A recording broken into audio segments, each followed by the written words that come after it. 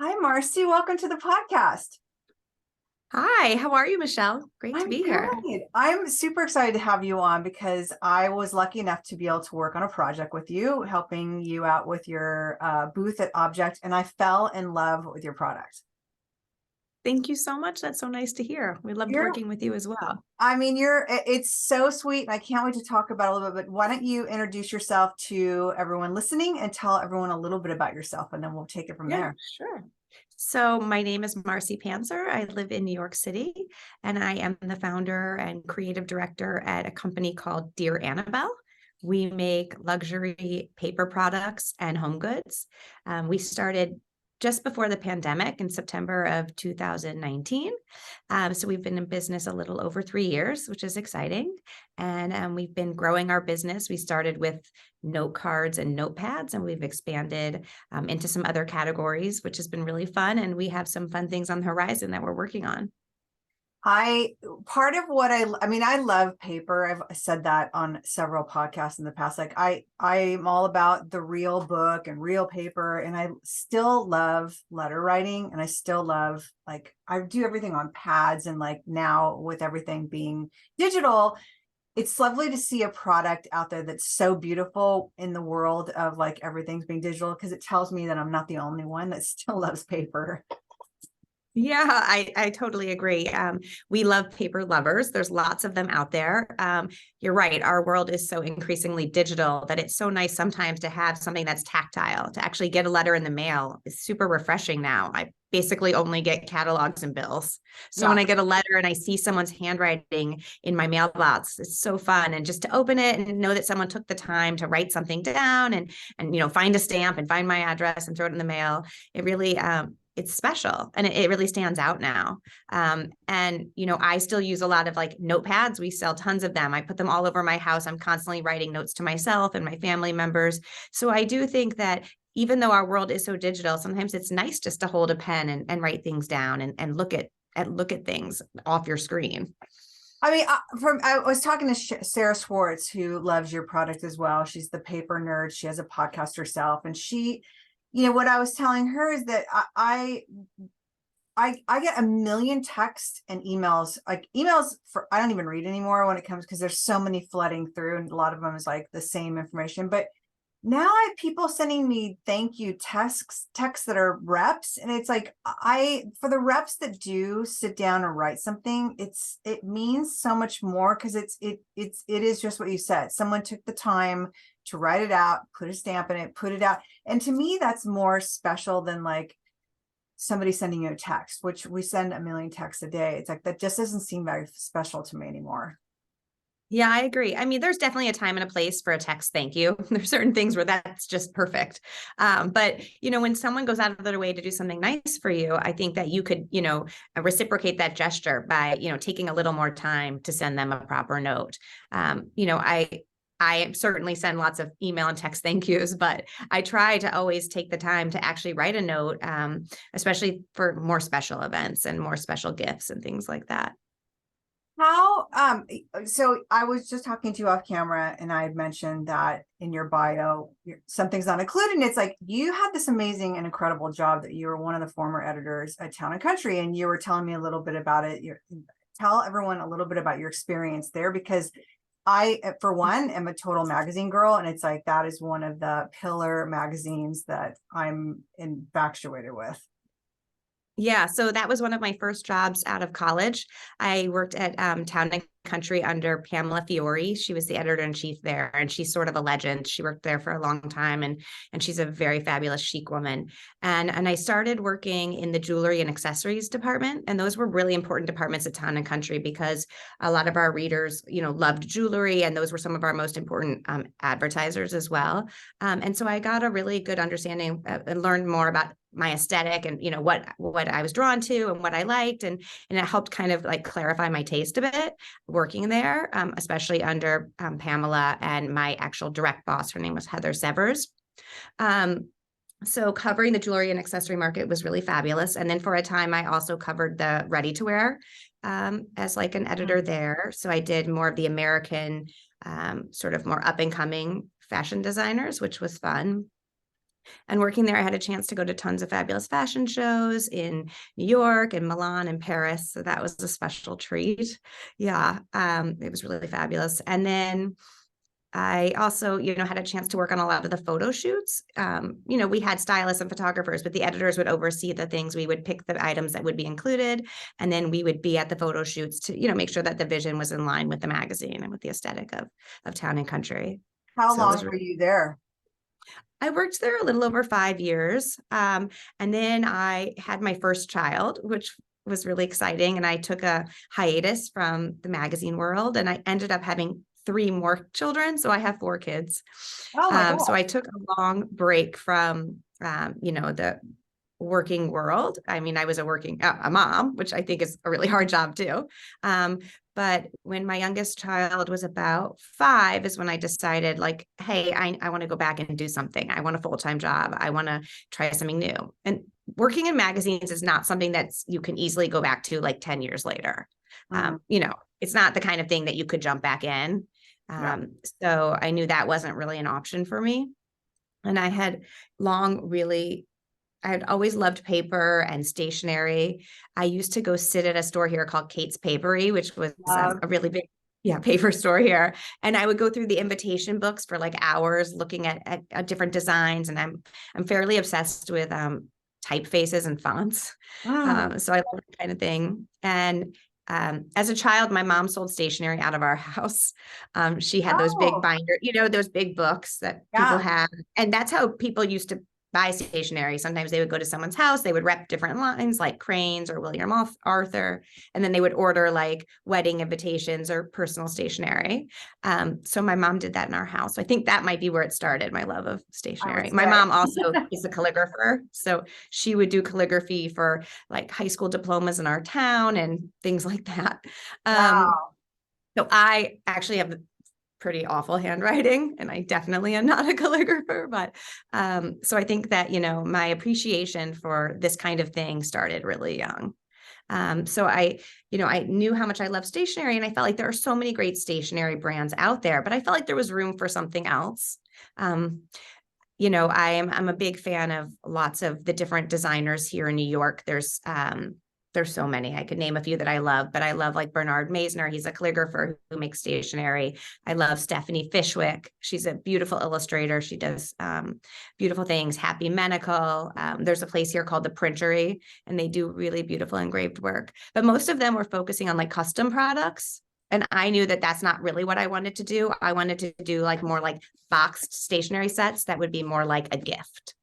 I felt like that was where I could have an opportunity, that it's Which, something that I think you call it off the shelf, yeah. Which is right? why I think that is exactly why I am so obsessed with your line, because I mean, I've been around a lot of stationery stores, and some of my accounts were stationery stores back in the day. And I mean, I love all the packaging, but your packaging was so beautiful, and it feels weighted. It feels important. It feels luxurious. And it's like that was just the tip of it. And then going into the actual product and how the inside of the envelopes has the images. I mean, do you have some of the stationery with you so people, because Yeah, of we have course. people that are So, watching? generally stationery is not something that you go through super quickly. So I wanted a box where you could store it, because, you might write one note a week, or maybe some people write one note a month. Do you know what I mean? So it's not the kind of thing that you would necessarily like throw the box away right away. I would hope you would keep it in the box. And so we designed it sort of like it could sit on your bookshelf. I love. And so we have our logo on the front, which I love. And I worked with a great branding company here, and it was really fun. This is actually like, we call it our long logo. Is that backwards for you guys? Sorry. Yeah. And then we have our monogram, which I love. So we made these our kind of our signature colors, this green and this kind of pale peach. I'll just open this box. Is that okay to show Yeah. you? I Okay, mean, great. like I said, like the packaging altogether is just so Yeah. phenomenal. I mean, it's like I said, it has weight to it. It's not. So, like I love the way our box looks, but the first thing I realized is that in a store, it's hard for the customer to know what's in it. So we put like a sticker label on the back. So you can clearly see exactly what's in the box, which I think is really important, because a Yes. lot of stationery comes in packages that have clear tops. And Yeah. I really didn't want to do that. I felt it kind of seemed, plasticky and not as elegant, or, not as chic. So then when you open up the box, I designed these boxes where the cards and the envelopes sit separately. And I like that because sometimes they all just fall together and it's kind of a hot mess. And so this keeps everything really tidy. And the box has like a magnetic opener so that it, it's just a really nice kind of opens like a book. I mean, all the touches, it's so, I mean, they're so well thought out. Thank you. Well, I collected a lot of stationery and looked at a lot of stationery for so many years. And actually, when I was at Town and Country, I briefly, we had a bridal issue that we did. I don't think they do it anymore. I think it's actually part of the normal issue now. But so when I worked there doing that, I also covered a lot of stationery for that and wedding invitations. So I saw a lot there too. So then we have the cards and they're belly banded. So what I think makes our stuff different than other brands is that most of our products are what I call a mix set. So I didn't think that necessarily someone wanted 10 lighthouses. I thought it would be more fun to have a lighthouse, a wave, a sun, a bikini, like a mix, because I just didn't think, necessarily you want to commit to one design. So this is one of our newest sets. It's called Marry Me. It's actually a bridal set. So there's 5 designs in the box. There's the really cute wedding ring, the really cute wedding cake, which is so cute.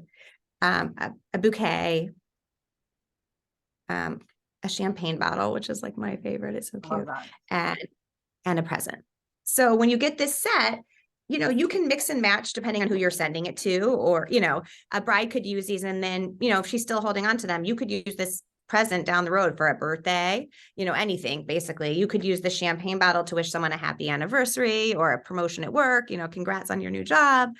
So, there a lot of them are really more multi-purpose than they might seem. Like this is a bridal set, but actually, anyone could use this set probably for a variety of things, or they could keep it in their drawer so that when people they know get engaged, even if they're not a bride themselves, they could send it to couples as they get engaged. And then what I think you were referring to was our envelopes. So which, good. Yeah, we thought long and hard about our envelopes. So what we did was we did them in coordinating liners. So yeah, so they're really fabulous. I think they're fabulous. I also love that the image on the card is this tiny, sweet little image. And then when you open the envelope, it's like much bigger. Yeah, it's more graphic. Impact. Yeah, I feel like people might not expect that when they open their mail, and that's kind of like a surprise, like, hey, look at this. So I think that's really fun. And I think that it's just fabulous to have that different texture, or that different, that contrast and that different scale, like you're referring to. And we did all of our paper. We use a bright white smooth finish paper. So I thought kind of hard about like what paper we were going to commit to as a company, because there's lots of great papers out there and there's lots of different textures. And personally, I like it like when my pen rolls over the paper, and some papers are kind of more like toothy, if you will. So your pen, can you picture what I mean? Sometimes your pen doesn't like go smoothly over. I have that. And I felt like a lot of paper is sort of an eggshell or ecru finish. And I felt like a bright white felt a little fresher and a little more like of this moment. Some stationery, a lot of stationery is very traditional, and I wanted ours to be really like great, beautiful quality, but feel a little bit more like hip or now. Yeah. You're like, part of what I love too is because you're right, it feels relatively traditional, but it's cheeky. And when I say cheeky also is like the weed print you have, and you work with different artists and collaboration. And going back to you talking about the paper, you source your paper ethically, and you also give money back, which I think is so important. Yeah. So, I wanted to make sure that we're not doing anything that's environmentally not friendly. So we buy our paper, from certified paper sources where they replant when when trees get cut down to make paper. So it's reforestation. So, it's a good cycle. And we, as a company, donate to every one tree planted. So just to encourage, it's great for the environment to plant more trees all around the world. This charity does that, all around the world to fight deforestation, which I think is great. So we give a percentage of every sale to that. Besides that, like as a company, we support a lot of different charities. We have in the past supported Every Mother Counts. We had a collaboration with them, which is about maternal health. We have some really fun, we call them Tata note cards. They're sort of like little boobies, and they support breast cancer. We've supported, all types of charities since we've been in business through different products. So take me back to when you decided to do this, you're not going back to the magazine now, and you decide you want to do, how your love of stationery, obviously, but where do you start? Like, how did Oh, you gosh. start to figure Yeah. out So how? I'll start by saying that, like, I got to the point where I have a bit of fear of failure. So it really took a big leap to start something after not doing anything. I mean, not, doing anything professionally for 10 years. I was really, just very much out of the professional world. And I actually worked with a life coach. Her name is Sasha Hines. I love her. And, I kind of met with her. And I was like, listen, I need something else. I need a next chapter, but I'm having trouble figuring out what that is. I'm kind of stuck in this rut. Like, I'm a little scared to try anything. And she sort of helped me work through, where my priorities were and, what was in line with my values, what I loved, what I wanted to do. And, it just kept coming back to stationery and paper and doing something entrepreneurial. So I worked with her and I developed, a plan. And then sort of the first step was doing a lot of research. I went to what used to be called the stationery show. It doesn't actually exist anymore. It was at the Javits Center. And I took a good look at what was out there, at that moment. And I called a lot of friends who are women who have started businesses. And I met with them Oh, individually and had lists of questions like, what did you do for, I I felt like love those were that. my best resource. Yeah. Um, so I met, specifically with 3 women that I found really inspiring who had started their own businesses to see kind of how they started and what were some mistakes they made. I'm always nervous to ask people for help, but I think people really do. They like to help you. I think that if you ask for help, people will usually give it to you.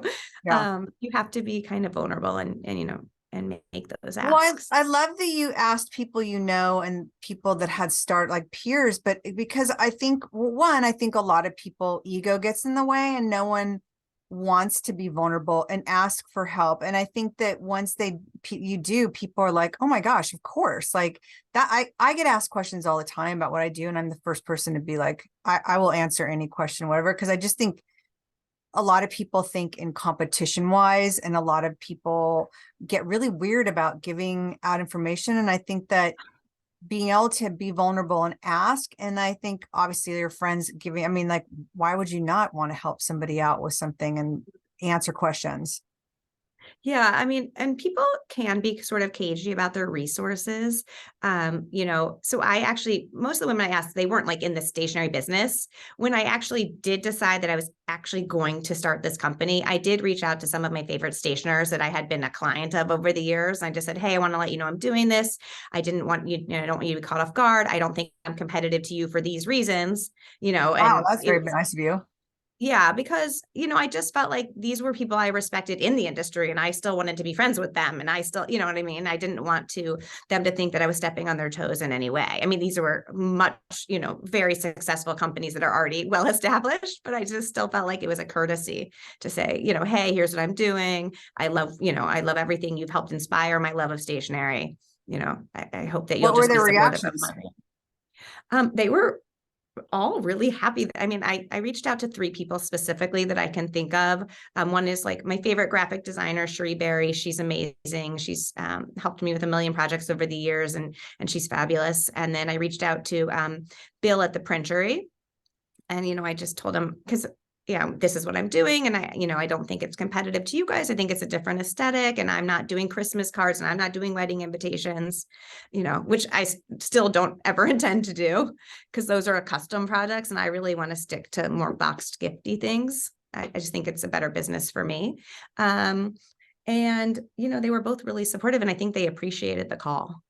Yeah. Just a nice way to, Because I I'm just sure think. it's very rare. I mean, I'm willing to bet it's so rare that no one ever does that. Yeah. Well, I just figured why not be above board? It wasn't going to be a secret for long. So I might as well, tell them first. So now that you've gotten some information under your belt, where do you start the production part of it? Because that's like, Yeah. production is very different than, Making stuff is so hard. yeah. I've decided my next business, I will not be making anything. No, just kidding. But kind of. So first I actually worked with a branding firm. And I started with them to come up with the name, which is impossible to find a name to. A lot of names are taken. It's hard to get a URL. I worked How with did a you come great up with your company. name? Well, so I worked with a company called Row and Co. They're, a branding and design firm here in New York, and they're terrific. And, they came up with some ideas. And I had actually thought of Dear Annabelle originally. My daughter's name is Annabelle. And dear is like how I start most of my letters, like Dear Michelle, Dear so-and-so, but it's also like an endearing term, like, oh, Dear Annabelle, like you're such a sweet girl. And originally I actually didn't love the name. I mean, I love the name Annabelle because that's my daughter's name, but I kind of was hoping for something like cooler, but I really couldn't come up with something that I felt like, was going to be kind of timeless and make sense for the company. I thought about a few different kind of like French sounding names, like carte postale, which is, like mail or whatever in French. I have a nickname, the Little General, so I thought about using that, but that didn't scream a stationery. It kind of screamed like general store. I think there's actually a chain with that name. So we came up with the name and we came up with the logo. And then, I knew I wanted to start with note cards, and I just, I sketched out what I wanted, and then I worked with them to design the first products. Because I am not a graphic designer. Yeah, And, that's I'm just not.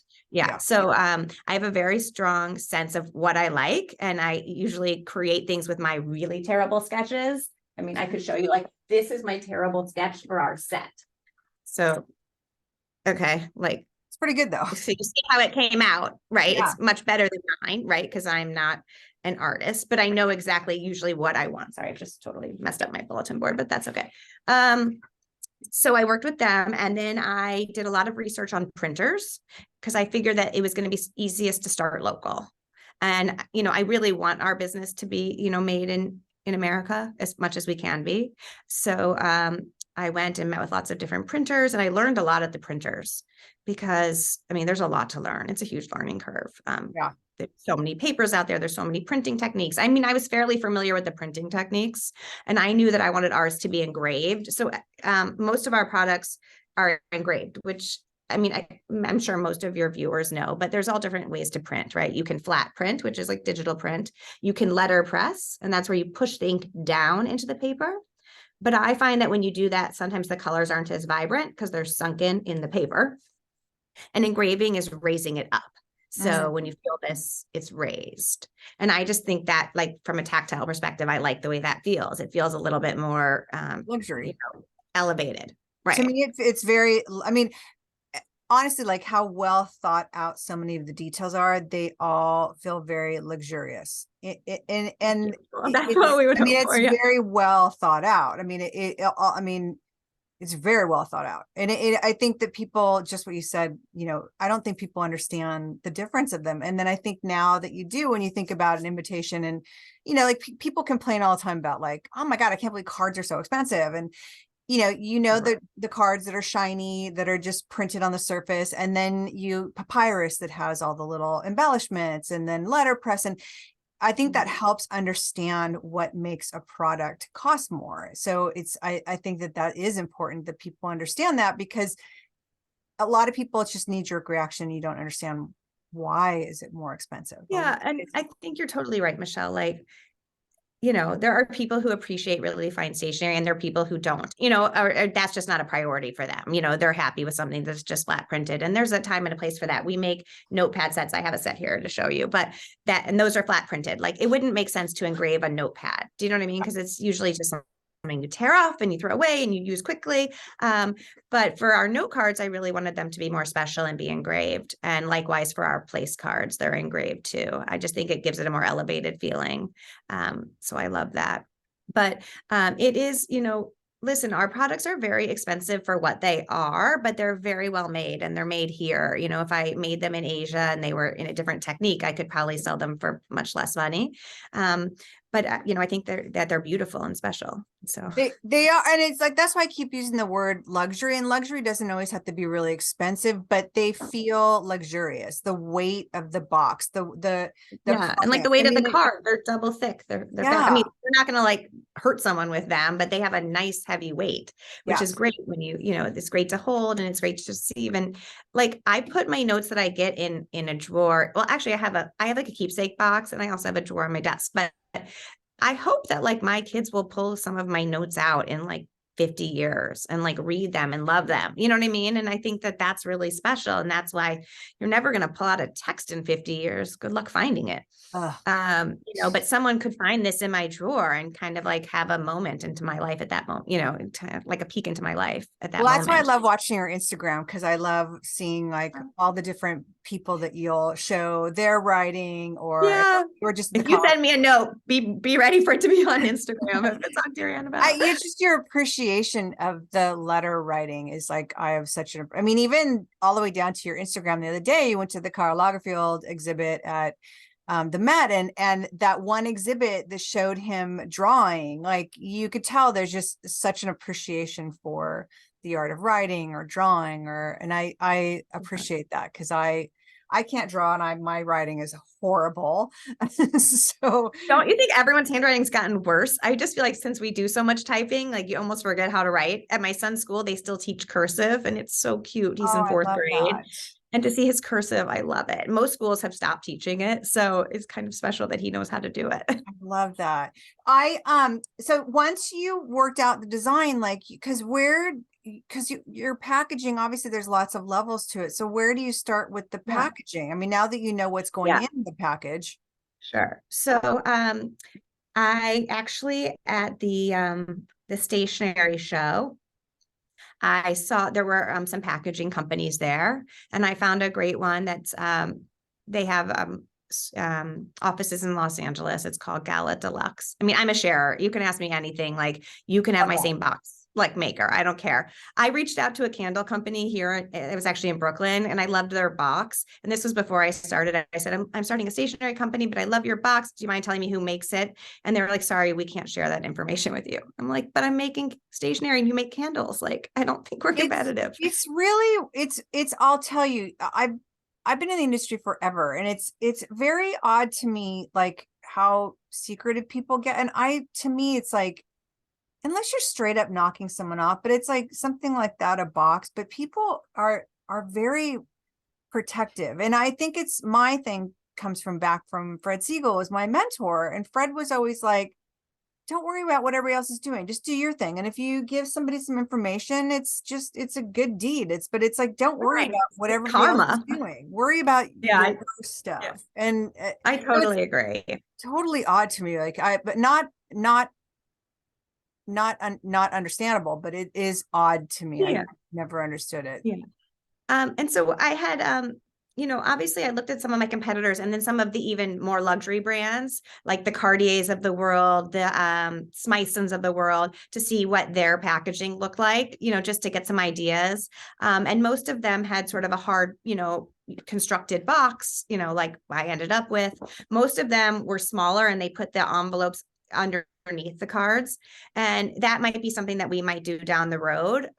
Just in terms of if people don't care about their cards being separate from their envelopes, I like that. But, less packaging is better. It's better for the environment. It's better for postage rates. Shipping is so expensive. It's sort of like the bane of our existence at our company, because it's very expensive, and we hate to make people pay for it because people are so used to getting everything shipped for free. But so, I did a lot of research, and I found this company actually at the stationery show. And so I worked with them to design the prototypes. And so the boxes themselves are made in Asia. I reached out to some companies here, but I couldn't find anything that was remotely comparable in price. Making boxes in America is very expensive. Yeah. Like cost prohibitively expensive. It was for my company at my quantities, maybe at very high quantities. It's, but I started by ordering 1,500 boxes. So yeah, I can imagine. I mean, anything is made in the US, unfortunately, is more expensive, and there's a reason why. And I think that I don't think it's wrong to do production in Asia, because honestly, like, I think if some of it's done in the US and some of it cost wise has to be done in Asia, it's the only way until we're able to produce stuff like that. But we don't have a lot of those factories anymore that even produce that anymore. Right. So, so the boxes are made there. And when I was at the gift show, I guess, or the stationery show, I saw this beautiful company called Studio Carta, and they sell this beautiful ribbon, and I just fell in love with it. It's made in Italy. So I just keep buying it from her. I'm sure there's a cheaper resource, but I just think her ribbon is so beautiful. So we use that on all of our boxes, which is really fun. And I think it's a beautiful touch, and it makes it feel more like a gift. So I would hope that like you would, if you were going to a friend's house for dinner, you might bring a bottle of wine or a candle, but I'm thinking, wouldn't it be great to bring them a box of stationery? It's much, it's unexpected, and it's really fabulous and fun, and maybe something that they wouldn't buy for themselves. So I wanted it to sort of look like a gift. So when it comes, with the ribbon and everything, I've taken the ribbon off, but I think it's a really great gift, and you could bring it like, just like this. It feels sort of wrapped. Like I said, your packaging is unreal. Your pads, I have to say, I love it because you're very polished and beautiful, and F-bombs are not something I would see having on your product. And I have to tell but you, we I love do. you have them. I have such a potty mouth. My kids are like so mad at me, but I do. I always have. It's terrible. I know, it's really embarrassing. No, I love so it. Yeah. So that was something else. I felt like a lot of stationery, there wasn't much humor in stationery. And I'm not terribly funny, but I love good humor, and I love to laugh, and my husband is hilarious. So I wanted it to be sort of funny. So we have our cheery set, which is here, which is like all really nice things, happy day and all smiles, and it's like really good energy. And then we have our cheeky set, which is a little bit more naughty. It has a shit list and quit stalling and kind of noted, like things like that are a bit more snarky. And then we have our naughty note card set, which has been really popular for us. And that one has, holy shit, what the F, all those kind of badass, a little bit more, not suitable for work, if you will, sayings.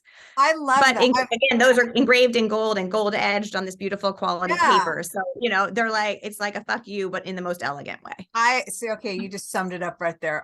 Perfectly. Because like, again, like I keep going back to luxury, and it's not expected. And I think that's what makes it so whimsical and so cute, and so like very much of the moment, because let's face it, F-bomb, I mean, I come out of retail, and I've told the story a ton of times on the podcast, is that as a buyer, I was buying F-bomb things, and it was selling out over and above every single item we had, literally over every single item. And to the point where I overdid it, and that we had to like kind of dial it back. But F-bombs, I hate to say it, still sell. So it's like so lovely to see like this beautiful luxury line have that cheeky edge to it.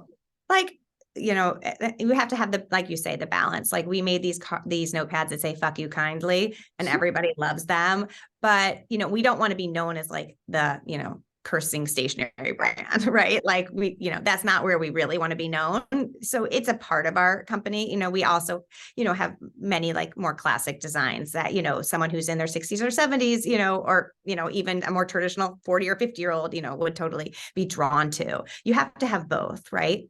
We were at the Shoppe Object show. You helped us make our booth so beautiful. We loved it. And there were some, buyers who came through, and they're like, this is so funny, but we could never have this in our store. Like this. Believe me, the name of this podcast, I understand. Yeah.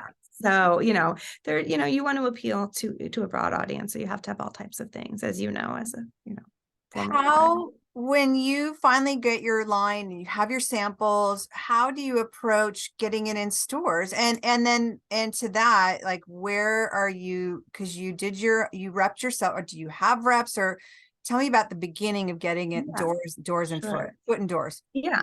So, when I thought about the brand and I worked on my business plan, if you will, I'm not very good at that kind of stuff, but, we originally thought we were going to be mostly a direct to consumer brand. Our products don't have a great margin. They're expensive to make. And there's a limit to how much someone will spend for a box of 10 cards and envelopes, right? So I don't think that we have much room to raise our prices.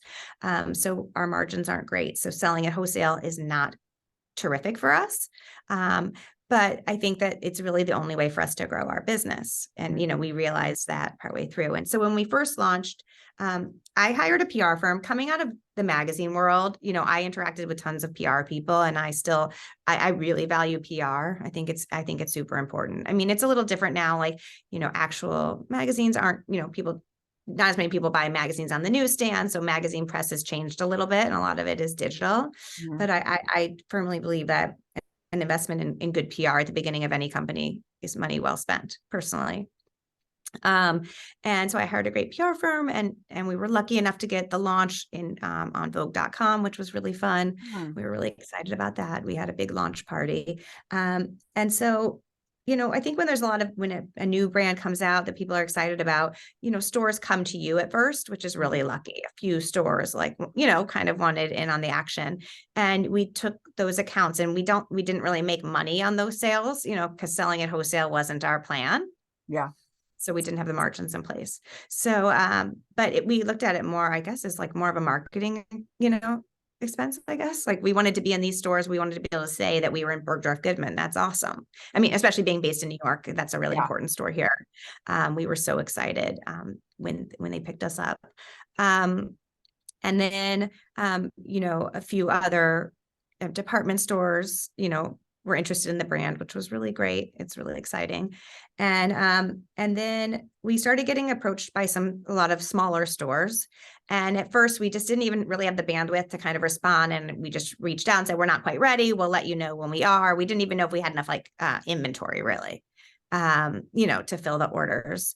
And then, as we, got more in our groove, that's when we were like, hey, listen, we need to address it. We need to reach out to these people. We need to get in all these stores. Yeah. And then lately, at this point, we're a company of 2 full-time people, me and this wonderful woman, Christine, who works for me. So it's a very small business. We have tons of great freelancers, but, it's still just the 2 of us. There's only so much we can do. Yeah.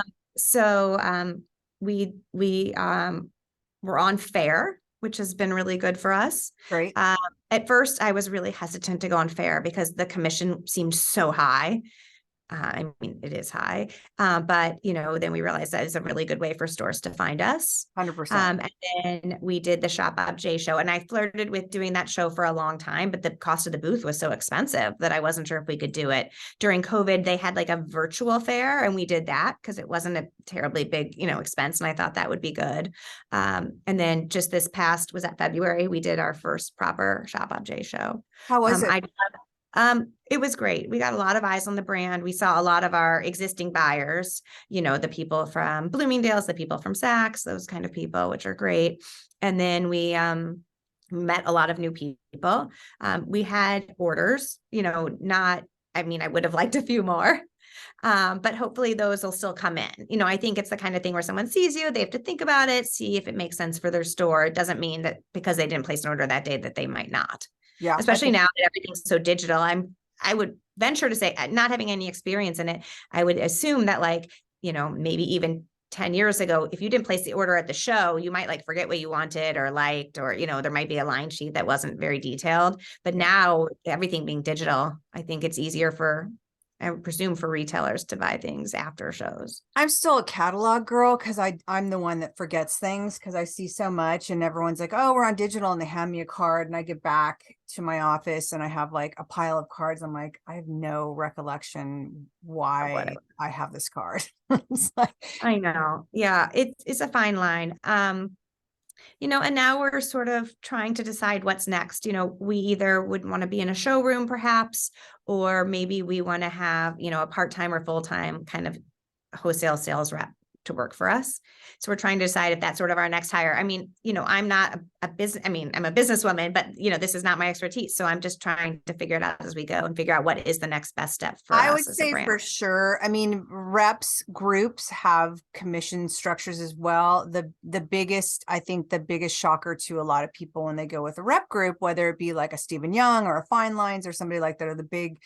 But the good part is they have so many reps that are all across the country, and they all have foot in door with some of the best brands that are out there, which are really hard to get into, that are non-department store.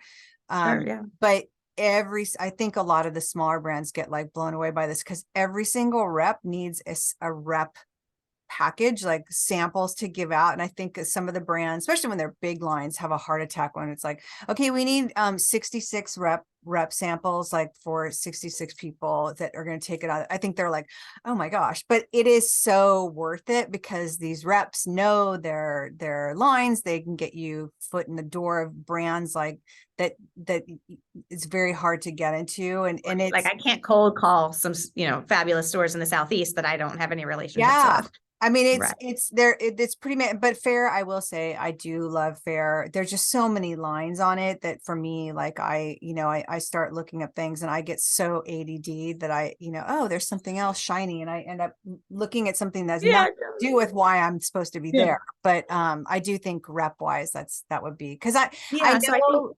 I know people are going to hear this and I know people are going to want to where to find you. That's the reason why I always circle back around with where do they find you?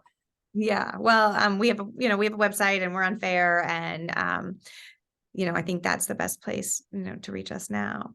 But I'm really excited. We're going to expand into some more like home products, which are not really home, but so a big part of what my passion besides letter writing is entertaining. So we have a really good place card business. Place cards are little, pieces of paper that you put at each person's spot, telling them where to sit. And with Instagram and everything digital, people take a lot more pictures of their tables right now. People are really into like their dinner parties and their tables and their tablescapes and everything. So it's like another layer to their tables. And so along with entertaining, we're launching like in the next month, cocktail napkins that we're really excited about. And we're launching place card holders because everyone kept asking us, like, what do you put the place cards in? And I just like lay them flat on the napkin, or I prop them up against, a cup or the plate or whatever to make it cute. But we're making actual holders because everybody wants them. So they're really excited. Launch during the show because I remember seeing pictures. Well, yeah, so I had them at the show, but I was scared to take any orders because I wasn't sure when they were actually going to be ready. Things take forever to make. Back to things being impossible to make. I've been working on these place card holders. I mean, it is embarrassing how long. I think over 18 months. It's just taking so long. I'm also, like inexperienced at making things, so I'm like learning as I go too. I've made things in paper. I've never made things in metal. It's a completely different group of resources. Where did you find a place to do that production? Yeah, so that was hard. So I actually hired a home consultant, a woman named Jessica Green, who, this is sort of what she does. And so she connected me with someone and we worked on the designs together. I had a pretty strong sense of what I wanted. And then they helped me find, the factories. And it was hard. And actually, I thought it was going to be like no big deal to make cocktail napkins because there's lots of them out there, but it was so much harder because I just wasn't making it a quantity that most factories wanted to take on. Yeah. We interviewed somebody that created a children's line from scratch, but it's the only brown and black children line. And like, I didn't realize that there aren't little black girls and little brown boys on cake plates of an astronaut or of a mermaid. And we had her on and she literally, this is her side hustle, and created this line, and her talking to her about how her trying to go through China and try and like go back and forth in these middle of the night conversations of trying to get, this product made. I anybody doing this, like I have to give it to, because it especially if you obviously are very cognizant of what you want, and you want a product that feels the way you want it versus like, oh, I think a lot of people are just that's fine, just do it. Myself right. I'm pretty like, I mean, I know it's not nice to say, but I'm extremely anal, and I'm like a perfectionist, and I want everything to be perfect because I don't want to sell you something that's not fabulous. Yeah. So I could have probably been finished with those place card holders after like 6 months, but it wouldn't be something I would be proud to put out into the universe and be like associated with. So I wouldn't do it. Yeah. So I went through rounds and rounds and rounds of samples, and I was looking back at my photos and I was like, oh wow, I had like the first sample so long ago. This is terrible.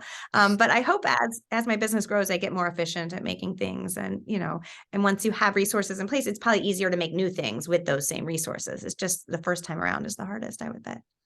Well, it's admirable that you took this on and are doing this, because it's not an easy thing, is just coming up with a line and producing it, and to know that this is your first line and to see how beautiful it is and how much thought is in it. It's pretty amazing, I have to say. Thank you so much, Michelle. It's been really fabulous. Sometimes I turn to my husband and I'm like, oh, I should just stop this business, but I don't really mean it because I never would. But I'm up in the middle of the night, when it's your own business and you're an entrepreneur, you're thinking about it all the time. And Yes. it's really even more of a full-time job than I thought it would be. It's like an overtime job. What other, because I know you do collabs with artists. What other artists do you have anything coming up? Yeah. Because you just, Yeah, we have.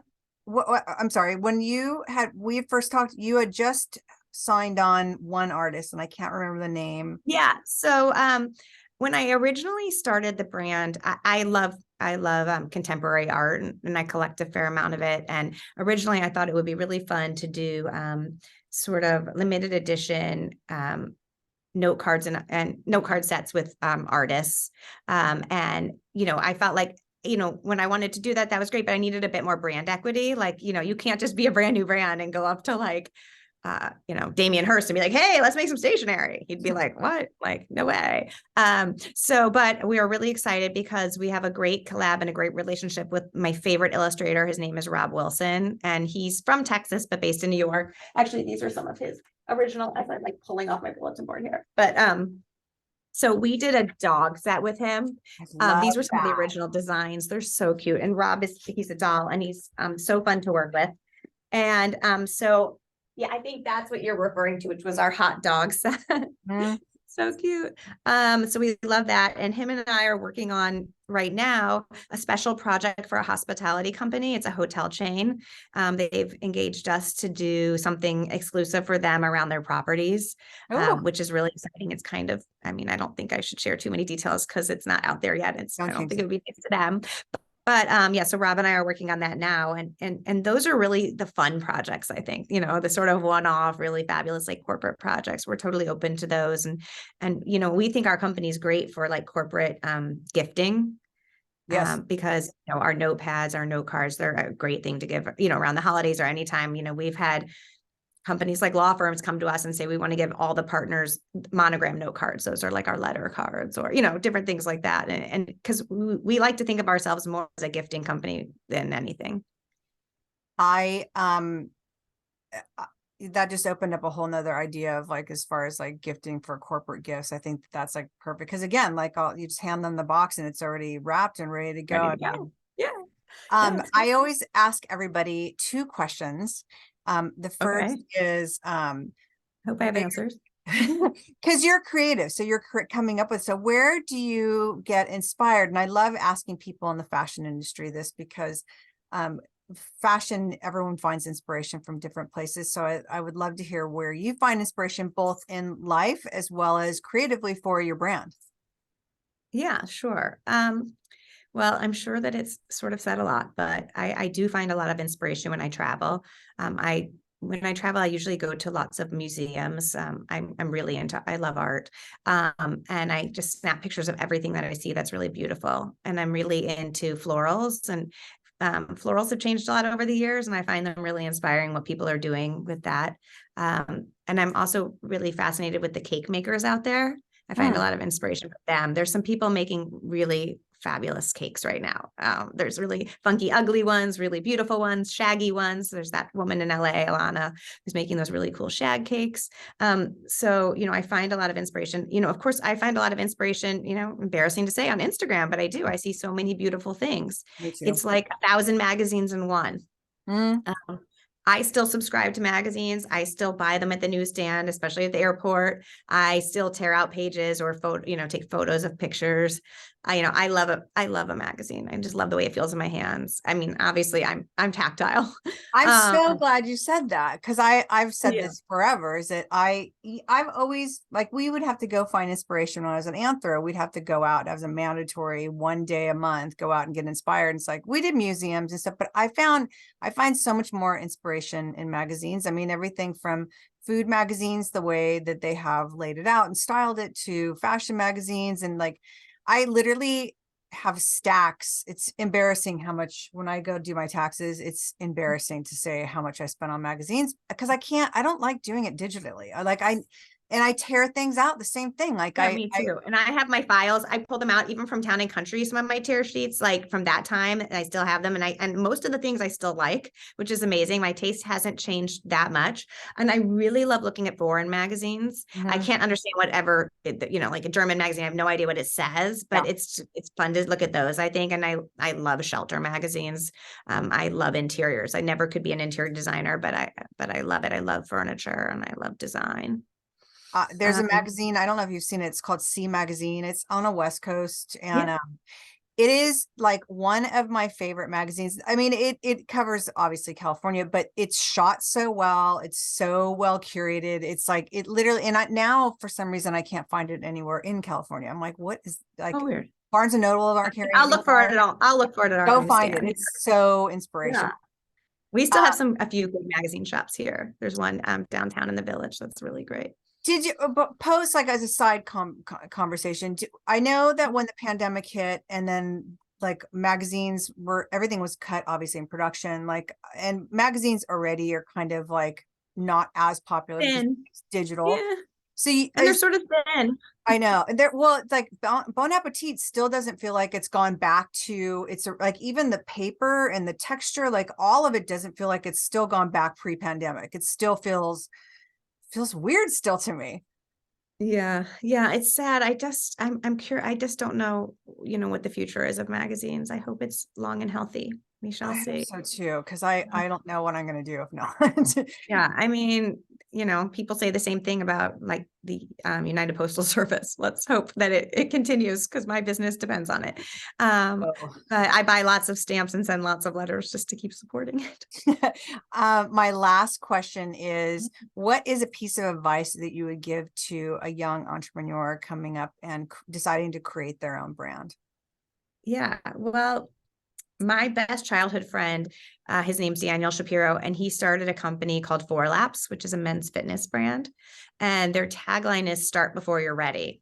And I think that is really interesting advice because, you know, I was, I had a lot of fear of failure. I was really nervous to start, but at some point you just actually have to start. You can think about it forever. Like I was dwelling on the name and I finally realized like, hey, I could spend a year thinking about the name, but then I'm just never going to start my business, So at some point you just have to like have some forward momentum and get going. Because I think that, you can overanalyze every little detail and then you might never have a collection or you might never really launch.